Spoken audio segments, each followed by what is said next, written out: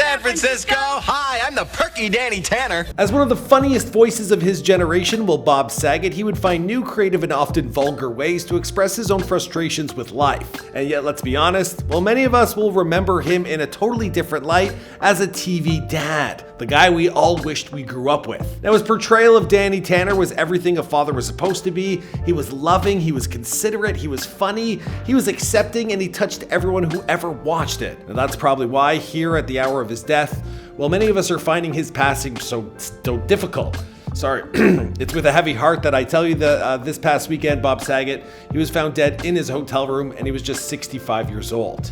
Now, in a statement released to the press, his family stated, "We are devastated to confirm that our beloved Bob passed away. He was everything to us, and we want you to know how much he loved his fans, performing live and bringing people from all walks of life together with laughter. Though we ask for privacy at this time, we invite you to join us in remembering the love and laughter that Bob brought to the world." Now, personally, I couldn't think of a better way to honor the man, so let's take a look back at Bob Saget's life and career.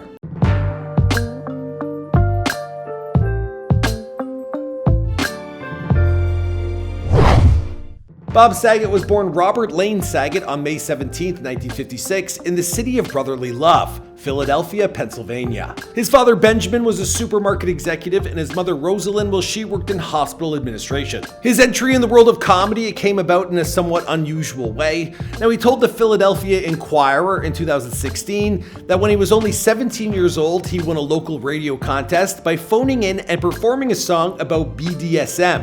In fact, he told them, "A 17-year-old singing a song about bondage? I learned that I have not grown since that day. The lyrics were misogynists and sadists unite one and all. Bondage is the rage, let's have a ball." There wasn't even a joke, it was a cheerleading song about bondage. In the mid-70s, Bob, he would head off to Temple University where he studied film. Now there, he'd earn a Student Academy Award for a documentary he's created titled Through Adam's Eyes, which was about a nephew of his who had undergone facial reconstructive surgery. Well, Bob spent most of his time on campus shooting film. Now, he would also hone his comedy chops by performing improv at the University of Pennsylvania campus. Now, eventually, after graduating in 1978, Bob, he would move out to LA where he quickly made a name for himself by performing as a regular at the Comedy Store. But as successful as Bob's stand-up career was becoming, it was his television career that would turn him into a household name. A handful of breaks that took place within a quick succession of one another, they would change Bob's career forever.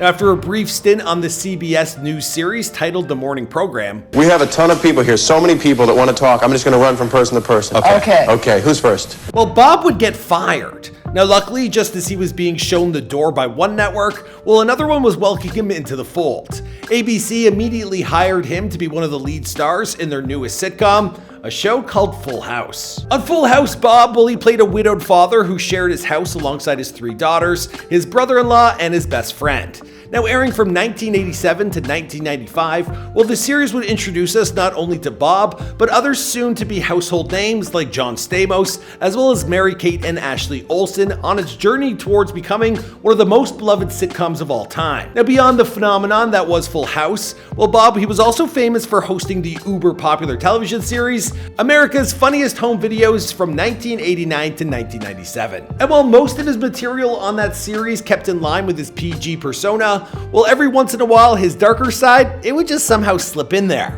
Thank you very much. Hey, everybody, and welcome to America's Funniest Hate Videos, where every week we bring you the most hilarious home videos from hate groups, patriotic militias, and people who just aren't happy. Now, his work in comedy aside, Bob, he also worked diligently as a philanthropist when it came to battling scleroderma. Now, this is a chronic disease that can lead to a hardening and a tightening of connective tissue and skin. Now, Bob's sister was only 44 years old when her battle with the disease began.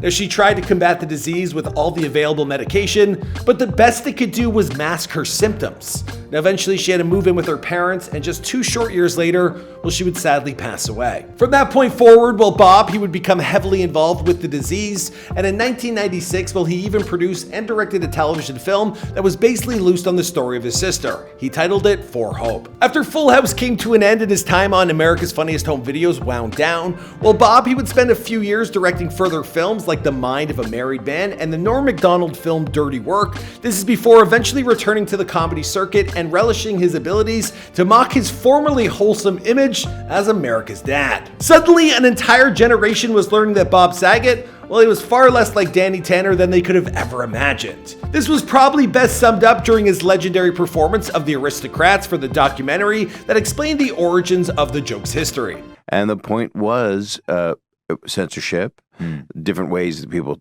can do an art form, all tell the same thing. Everybody paint the same painting, and let's see what happens.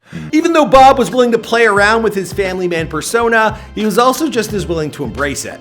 Now, after nearly 2 decades spent reinventing himself as one of the bluest comics around, well, Bob, he would actually return to the role that made him famous in the revival series titled Fuller House. And we're back. He also spent 9 years providing the voice of the narrator on How I Met Your Mother as the older version of the series' main character, Ten Mosby. Mosby? I think it's Mosby.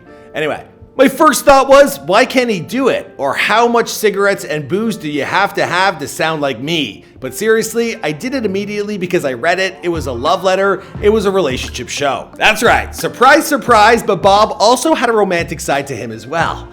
Now, back in 2015, he'd meet his future wife, Kelly Rizzo, through a mutual friend. Only 2 years later, they'd be engaged, officially tying the knot in October of 2018. He took his time, but hey, I guess he was having a wild time. Who knows? By 2020, Bob was preparing to hit the road once more for a tour when the pandemic had descended and put a stop to everything.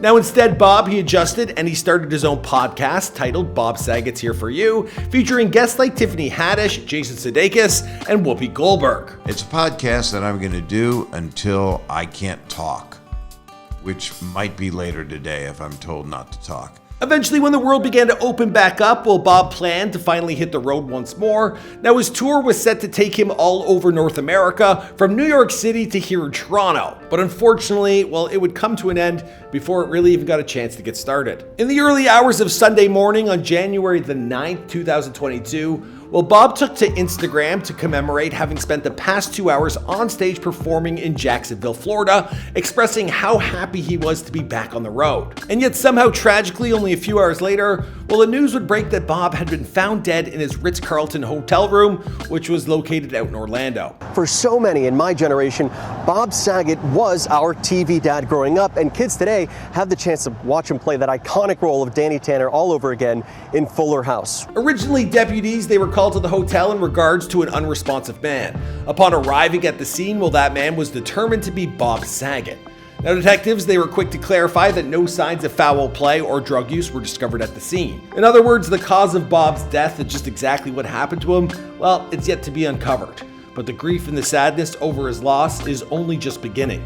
Now, a short time after the news broke, well, Bob's former co-star, John Stamos, well, he took to Twitter to express his shock over the loss of his close friend. Even Mary-Kate and Ashley Olsen, generally known for being about as private as it gets, well, they would speak out publicly in his honor, releasing the following statement. Bob was the most loving, compassionate, and generous man. We are deeply saddened that he's no longer with us, but know that he will continue to be by our side to guide us gracefully as he always was. We are thinking of his daughters, wife, and family, and are sending our condolences. Now, we here at Before They're Famous, we would like to echo those same feelings. The great thing about Bob Saget was how multifaceted and truly, well, himself he was.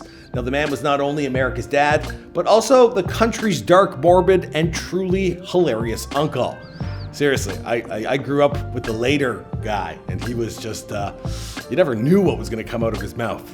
And yeah, well, he'll be missed. My name is Michael McCrudden. Please take a moment to share your condolences or to, just RIP Bob Saget. He's an immense talent. I'll see you guys in another video.